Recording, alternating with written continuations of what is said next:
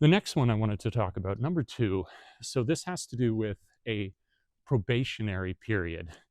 And you and I are likely familiar with a probationary period at any job where you've got like 2 weeks or maybe at max a month that you need to prove that the skill set that was on your resume is reflected in the work that you do for them. Except what they'll do here, maybe in other countries, let me know in the comments down below, is they will have probationary periods that last for 3 months. And in those 3 months, they will reduce your salary. So basically, it's a legal excuse to reduce how much you should properly be paid given your skill set.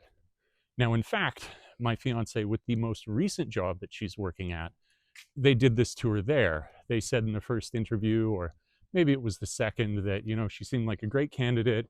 And by the way, when she starts, there'll be this probationary period. So good on her. She argued against this and said, well, you can see my references, you can see my resume. I don't need a probationary period in terms of my skill set.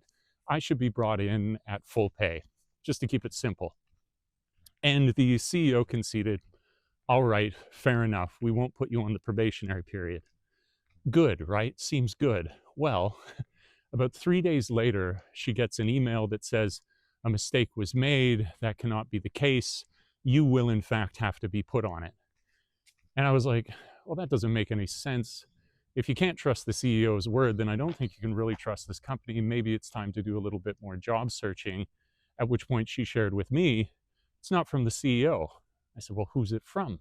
She says, nobody, it's not signed. So that just opened up a real easy opportunity for us to send back an email and say, hey, if the CEO isn't the final word on whether or not decisions are made in the company, and people are going to not sign off on correspondence, we feel really uncomfortable with this, and with all due respect, would have to consider a different opportunity. It got us the result we wanted. The CEO wrote back and said, sorry, that correspondence should never have been sent. That individual was writing without my consent, and you will in fact not have to have it. It's like, man, that's weird, but okay. So there's that.